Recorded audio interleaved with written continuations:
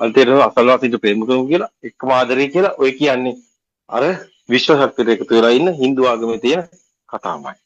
ඔක්කොම එකයි. මේ නිසා තමයි අරන්සේ කිව්වේ සියලු ආගම් බිඳවට ඉන්නේ. බුද්ධෝත්පාද දේශනා. ඒකට හේතුව මේ සේරම කන්සෙප්ට් ප්‍රෝග්‍රෑම් එකක්වත් නැහැ. ඔබ විශ්වාස කරනවා අදහනවා. ඒක තුල මොකද වෙන්නේ? ඔබ බලාත්මක වෙනවා. ඔබ හිතන නිසා කම්පන සකස් වෙනවා. කම්පන සකස් වීම නිසා ඒවා සිද්ධ වෙනවා. එහෙම නැතුව වෙන එකක් උතන නැහැ. අபிසංකරණ ලක් වෙලා ඔබේ කතාව අபிසංකරණය තුළ විශ්ලේෂණය. හැබැයි මේක වෙනස් ආකාරයක්. ඔබ හිතන ආකාරයට සිද්ධ වෙනවා නෙමෙයි. මේ කම්පන process එක. හැබැයි ආරණහන්සේ පැහැදිලි කරන්නේ ආරණහන්සේ අභිඥාලාභීන්ගේ යුගයේ කියනවා.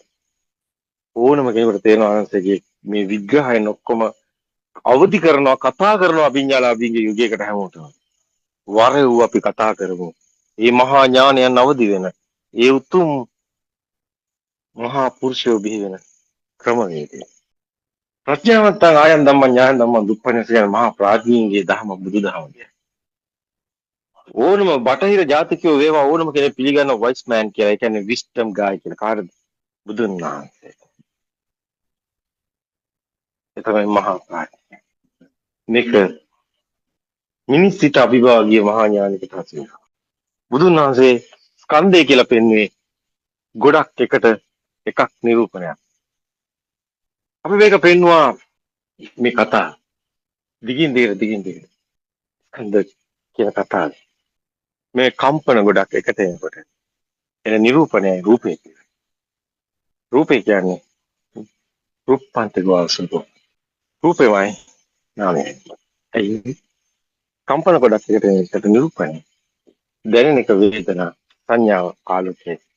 ආලෝකය නම් එතන සංකාර කම්පන වේගය විඥාන මායා.